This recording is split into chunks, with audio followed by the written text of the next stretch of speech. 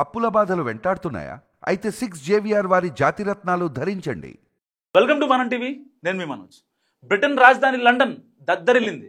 దాదాపుగా 1,50,000 మంది అక్కడి పౌరులు రోడ్డెక్కి నిరసన తెలిపారు.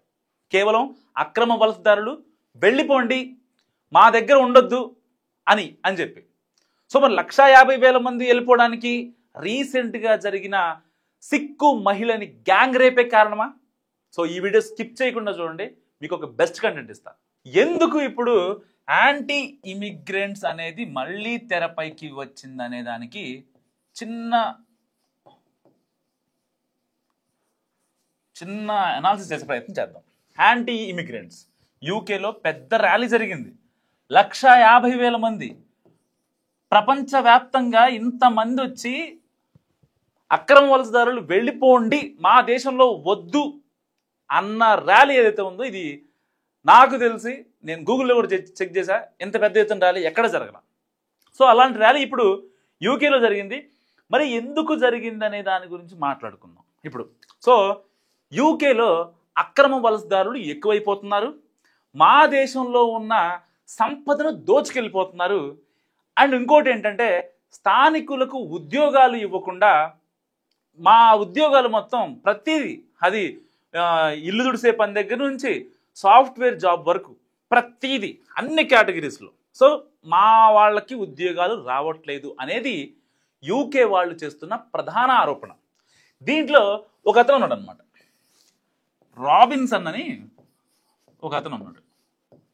రాబిన్సన్ యూకేలో ఉన్నాడు. మనోడు ఏంటంటే anti Islamic social activist, anti Islamic మనోడు. దేశం గురించి తెగ ఆరాటపడే వ్యక్తి ఈయన రాబిన్సన్. ఓకేనా?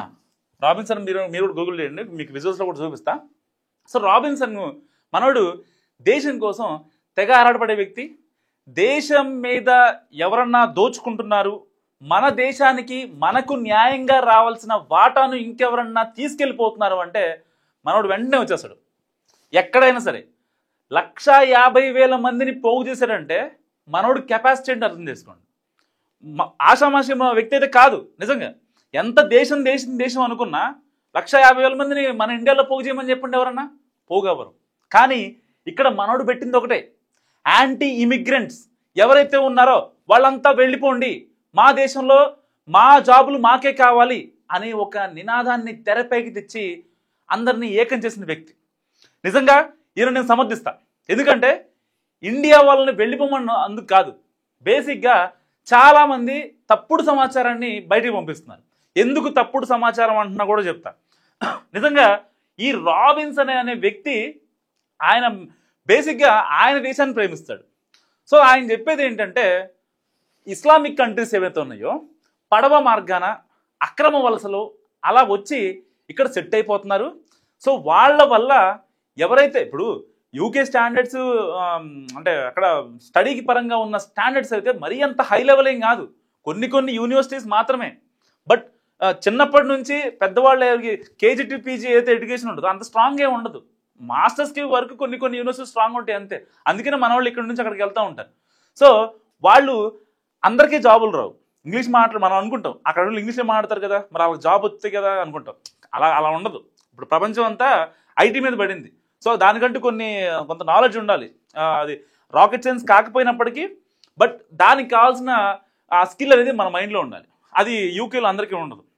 సో అందుకని వాళ్ళు ఏం చేస్తారంటే, మన ఇండియన్స్ని యూత్ మొబిలైజేషన్ అనే వీసా కింద, గుర్తుపెట్టుకోండి, చాలామంది తెలిసే ఉంటుంది, యూత్ మొబిలైజేషన్ అనే వీసా వేసుకొని వాళ్ళని మా దగ్గర టెక్నికల్ పర్సన్ తక్కువ ఉన్నారు, సో యూత్ లేదు, మీ ఇండియా నుంచి రండి అని చెప్పి మన దగ్గర నుంచి లాక్కుంటారు బ్రిటన్ వాళ్ళు. సో అది పక్కన పెడదాం కాసేపు. సో ఎందుకు మనోడు ఇప్పుడు విలన్ అయ్యాడు, ప్రపంచవ్యాప్తంగా విలన్ అయ్యాడు, ఎందుకు విలన్ అయ్యాడో చెప్తా మీకు. ఒకే ఒక కండిషన్, ఇస్లామిక్ కంట్రీస్ నుంచి ఎవరైతే అక్రమంగా వస్తున్నారో వాళ్ళని వద్దు అని చెప్పడానికి ఇప్పుడు మనోడు విలన్ అయ్యాడు.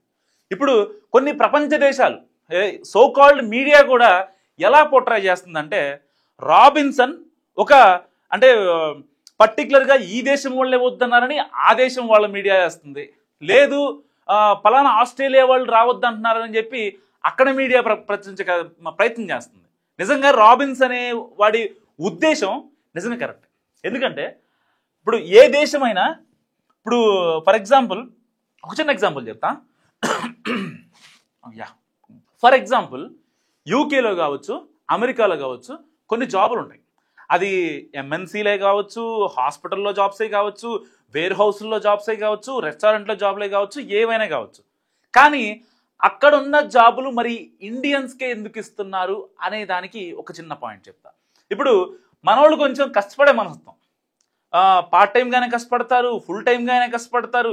ఒక 4-5 గంటలు ఖాళీగా ఉంటున్నామంటే ఖాళీగా ఎందుకు ఉంటాం, ఈ 4 గంటలు ఏదైనా పని చేసుకుందామని చెప్పి కష్టపడుతూ ఉంటారు. అలాంటి వాళ్ళు ఎవరైతే ఉంటారో కొంచెం వాళ్ళు కష్టపడి డబ్బులు సంపాదించుకునే నైజంతో మన ఇండియన్స్ మాత్రమే ఉంటారు. అక్కడ ఉన్న యూరోపియన్ కంట్రీస్, పర్టికులర్గా లండన్లో ఉన్న వాళ్ళు అసలు పని చేయడానికి ఒప్పుకోరాళ్ళు. సో వాళ్ళకి ఇప్పుడు జాబులు లేవు. ఆ జాబుల గురించి ఇలాగే ఇంకొక 2-3 ఏళ్ళు జరిగితే కనుక ఇక అక్కడున్న యూత్ ఎవరు లేరు, ముసలోళ్ళు అయిపోతున్నారు, పడుచోళ్ళు ముసలోళ్ళు అయిపోతున్నారు. సో ఇప్పుడు నెక్స్ట్ జనరేషన్కి మన వల్ల ఇబ్బంది అవుతుంది. ఇప్పుడు మనం మాట్లాడకపోతే, కనీసం ఒక మూమెంట్ని రేస్ అయిపోతే లోకల్ మూమెంట్ ఇది నేషనల్ మూమెంట్ అవ్వాలని చెప్పి ఈ రాబిన్సన్ అనే వ్యక్తి ఇప్పుడు బ్రిటన్ కోసం, బ్రిటన్ యొక్క కొన్ని కార్యకలాపాల కోసం మనోడు కష్టపడుతున్న పరిస్థితి. సో దీన్ని చాలామంది నెగిటివ్గా పోర్ట్రే చేస్తున్నారు. నిజానికి చెప్పుకోవాలంటే రాబిన్సన్ ఉద్దేశం ఏమీ తప్పేం కాదు. అక్కడ ప్రభుత్వాలు ఫెయిల్ అయ్యాయి కాబట్టే రాబిన్సన్ ఇవాళ రోడ్డెక్కాడు. నిజంగా ప్రభుత్వాలు ఫెయిల్ అయ్యాయి. ఎందుకంటే అక్కడ 100 జాబులుంటే, యూకేలో 100 జాబులుంటే దాదాపుగా అది సాఫ్ట్వేర్ కంపెనీస్ కావచ్చు, లేకపోతే రెస్టారెంట్ జాబులు కావచ్చు, లేదు వేర్ హౌస్ జాబులు కావచ్చు, దాదాపుగా 70 మంది 70% బయట వాళ్ళే. ఇండియన్స్ అని చెప్పను, ఇంకోళ్ళని చెప్పను, వాళ్ళ బాధ అదే. అందుకే బాధ అవుతుంది వాళ్ళకి. వాళ్ళు ఇప్పుడు యూకేలో ఉండేటోళ్ళు చాలామంది ఈ గంటకి మేము $15 $20 చేయరు. వాళ్ళకి కనీసం గంటకి ఒక $50 కావాలి. వాళ్ళకి చాలామంది తెలుసు. ఇక్కడ నుంచి, ఇండియా నుంచి బ్రిటన్ వెళ్ళి, లండన్ వెళ్ళి అక్కడ కష్టపడే ఇండియన్ స్టూడెంట్స్ తెలుసు ఈ విషయం ఏంటో.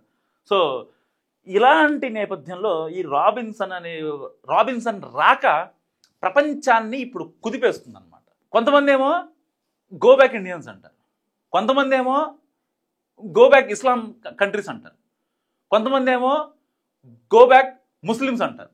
సో ఏది ఇక్కడ నమ్మడానికి ఆస్కారం లేదు. ఎందుకు లేదనే దానికి కూడా నేను మీకు చెప్తున్నా. అక్కడ కేవలం వాళ్ళకి జాబులు లేక మాత్రమే వాళ్ళు బయటకు వచ్చారు, రోడ్డు ఎక్కారు. అలా అని వాళ్ళని మనం చదువుకోవద్దంటలేదు, జాబులు కొట్టద్దంటలేదు. రేపొద్దున మీరు బేసిక్గా బ్రిటన్ ఎందుకు కొన్ని విషయాల్లో తప్పు చేస్తూ ఉంటుంది అంటే, బ్రిటన్ ఆర్థిక వ్యవస్థ చాలా డిఫరెంట్గా ఉంటుంది, కానీ తీసుకునే డెసిషన్ మాత్రం వరస్ట్గా ఉంటుంది. దానివల్ల ఇప్పటికీ బ్రిటన్ కొన్ని తీసుకున్న సంస్కరణలు కావచ్చు, ఆర్థిక విధానాలు కావచ్చు, వీటన్నిటి వల్ల ఇవాళ బ్రిటన్ నష్టపోయే పరిస్థితి. ఒకప్పుడు రవి అస్తమించని సువిశాల సామ్రాజ్యం బ్రిటన్. అలాంటి బ్రిటన్ ఇవాళ వేరే వాళ్ళని బయటికి పంపించే పరిస్థితి వచ్చిందనమాట. సో బయటికి పంపించిందా లేదా అనేది వాస్తవం లేదు దీంట్లో. ఎందుకంటే నిజంగా ఒకవేళ ఎవరన్నా ఇస్లామిక్ నుంచో లేకపోతే ఇంకా వేరే దేశాల నుంచో పడవల మీదో లేకపోతే ఇంకో రకంగా వస్తే అక్కడ ఉండదు తప్పే. అక్కడ ఉండే చాలామంది వాళ్ళకు కూడా అక్కడ ఉండే అంటే యూకే గవర్నమెంట్ కావచ్చు, అక్కడున్న విమెన్ ఎంటర్ప్రైనర్స్ కావచ్చు, ఇంకోళ్ళు కావచ్చు, అక్కడ కొన్ని కంపెనీస్ పెట్టుకుంటూ ఉంటారు. అక్కడ లోకల్ వాళ్ళే, బ్రిటన్కు సంబంధించిన వాళ్ళే కంపెనీస్ పెట్టుకొని ఎవరన్నా ఒక ఇమిగ్రెంట్ వచ్చారు, వాళ్ళ వీసా గడువు అయిపోయింది, వాళ్ళు తిరిగి వెళ్ళాలనుకోవట్లేదు, మరికొన్ని రోజులు యూకేలోనే ఉండాలి అని అనుకుంటున్నారు అనుకోండి, ఫర్ ఎగ్జాంపుల్ చెప్తున్నా. సో ఇలాంటి టైంలో వాళ్ళు కొంచెం డబ్బులు ఛార్జ్ చేస్తారు. దాదాపుగా ఒక 15 లక్షల నుంచి 20 లక్షల వరకు డబ్బులు ఛార్జ్ చేసి వాళ్ళకు ఇంకొక 3-4 ఇయర్స్ వీసా ఇప్పిస్తారు. మరి తప్పెవరిది? మరిది తప్పెవరిది? ఇక్కడ కష్టపడాలి, డబ్బు సంపాదించాలనుకున్న ఇండియన్స్ది లేకపోతే ఇమిగ్రెంట్స్ తప్ప. మీ దేశంలో మీ వాళ్ళు కొంతమంది ఇప్పిస్తారు కదా, వీసాలు ఇప్పిస్తారు కదా, మేము చూసుకుంటాం, మాకు డబ్బులు ఇవ్వండి, మాకు పౌండ్స్తోనే పని, మేము పౌండ్సే తింటాం, మేము పౌండ్స్ మీద పడుకుంటాం అనేటోళ్ళు వాళ్ళ వల్ల ఇవాళ యూకేలో చాలామంది ఇమిగ్రెంట్స్ ఎక్కువ అవ్వట్లేదా? ఎందుకు ఎక్కువ అవ్వట్లేదు? ఆస్ట్రేలియా నుంచి ఉన్నారు, యూకేలో స్విట్జర్లాండ్ నుంచి ఉన్నారు, జపాన్, ఇంకా అమెరికా నుంచి ఉన్నారు, ఇండియా నుంచి ఉన్నారు, చైనా నుంచి ఉన్నారు, పాకిస్తాన్ నుంచి ఉన్నారు, చాలా దేశాల నుంచి ఉన్నారు. మరి ఎందుకు పర్టికులర్గా ఇండియన్స్నే పంపించాలి అనే దానికి ఇదంతా చెప్పాను అనమాట. సో పర్టికులర్గా ఇండియన్స్నే పంపించాలి అనేది ఇక్కడ మోటో కాదు, కేవలం అక్కడి ప్రభుత్వాలు విఫలమయ్యాయి కాబట్టే చాలా ఏమంటారు దీనికి చెప్పేసరికి మీకు ఒక చిన్న ఎగ్జాంపుల్ చెప్పడం మర్చిపోయా. చంద్రగ్రహణం తర్వాత చాలా దేశాల పరిస్థితి మారిపోయింది, మీరు వినే ఉంటారు కదా. సో నేపాల్ ఇలా కొన్ని దేశాలు ప్రధానులు అధ్యక్షులు రాజీనామాలు చేయడం, తలకిందులు అవ్వటం.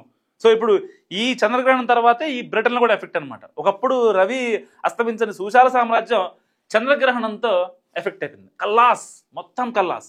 సో ఇప్పుడు కట్ చేస్తే చాలామంది చాలా చెప్తున్నారు, అంతా ఏం కాదు, నిజంగా రాబిన్సన్ అక్కడ ఉన్న వాళ్ళకి మాత్రమే కోసం పోరాడుతున్నాడు. అక్రమంగా మన ఇండియాకి వచ్చినా సరే తప్పే కదా, అక్రమంగా వస్తే మన వాళ్ళు రాణిస్తారా? శ్రీలంక నుంచి అక్రమంగా వస్తూ ఉంటారు, తమిళనాడులో కోస్టల్ గార్డ్ వాళ్ళు పట్టుకొని ఏం చేస్తారు, జైల్లో వేస్తారు. వీళ్ళు చెప్తున్నారు, మాకు తెలియకుండా అక్రమంగా వచ్చిన వాళ్ళని మా దేశంలో ఉండటానికి వీల్లేదు, ఎట్టి పరిస్థితిలో వీల్లేదు, మాకు అక్కర్లేదు, మీరు వెళ్ళిపోండి, సక్రమంగానే వస్తేనే రండి అని వాళ్ళు ఘంటాపదంగా చెప్తున్నారు. కానీ ఆస్ట్రేలియాలో వెళ్ళిపోమంటున్నారు, ఇక్కడ అమెరికాలో వెళ్ళిపోమంటున్నారు, ఇక్కడ యూరప్ కంట్రీస్లో వెళ్ళిపోమంటున్నారు, లండన్లో 150,000తో ర్యాలీ జరిగింది. ఇంత రప్చర్ క్రియేట్ అవుతుంది, ఇన్ని కాన్సిక్వెన్సెస్ ఫ్యూచర్లో ఫేస్ చేయాల్సి వస్తుంది. సో ఏది ఆపాదించినా సరే ఇండియన్స్కి ముడిపెట్టడం, go back Indians, simple. Go back Indians అనే ఒక అది ట్విట్టర్లో ట్రెండ్ అయిపోద్దేమో నాకు అర్థం కావట్లేదు. ఏ దేశంలో జరిగినా ఎక్కడ జరిగినా వాళ్ళ ప్రయోజనాల కోసం వాళ్ళు కొట్టుకోకూడదా? ప్రధానికి గో బ్యాక్ ఇండియన్సేనా? ఎంతమంది కష్టపడుతున్నారు, యూకే కావచ్చు, ఇంకా యూరోపియన్ కంట్రీస్ కావచ్చు, ఆస్ట్రేలియాలో కావచ్చు, అమెరికాలో కావచ్చు, ఎంతమంది లోన్లు పెట్టుకొని ఇంటికాడ భూములు అమ్ముకొని పొలాలు అమ్ముకొని ఎంతమంది చదువుకుంటున్నారు. వాళ్ళందరికీ మెంటల్ ఎక్కిపోద్ది. నిజంగా ఒక స్టూడెంట్ పాయింట్ ఆఫ్ వ్యూ ఎలా ఉంటుందంటే, అక్కడికి వెళ్ళి మనం చదువుకొని ఇక్కడ ఎంతో కొంత ఖర్చు పెట్టైనా సరే అక్కడికి వెళ్ళి మనం చదువుకొని మంచి జాబ్ కొట్టి ఇంట్లో వాళ్ళని చూసుకోవాలి అనే మైండ్ సెట్తో ఉంటాడు ఆ స్టూడెంట్. అలాంటి వాడికి ఇలాంటి న్యూస్లు చూసి మెంటల్ ఎక్కింది అనుకోండి, ఎవరిది రెస్పాన్సిబిలిటీ? ఆడు హ్యాంగ్ చేసుకుంటే పరిస్థితి ఏంటి? సో గో బ్యాక్ ఇండియన్స్ అనే అసలు స్లోగన్ ఎక్కడా లేదు. సో యూకేలో ఉన్న వాళ్ళు కంగారు పడాల్సిన అవసరం లేదు. ఎవరైతే అక్రమంగా వస్తున్నారో అలాంటి వాటిని మాత్రమే ఆ రాబిన్సన్ కొంచెం గట్టిగా చెప్పాడు. సో ఇలాంటివి రిపీట్ అవ్వకూడదని చాలా పెద్ద ఎత్తున ర్యాలీ చేశాడు. సో ఈ వీడియో గురించి మీరేమనుకుంటున్నారో మస్ట్గా కామెంట్ రూపంలో చెప్పండి. చూస్తూనే ఉండండి మనం టీవీ.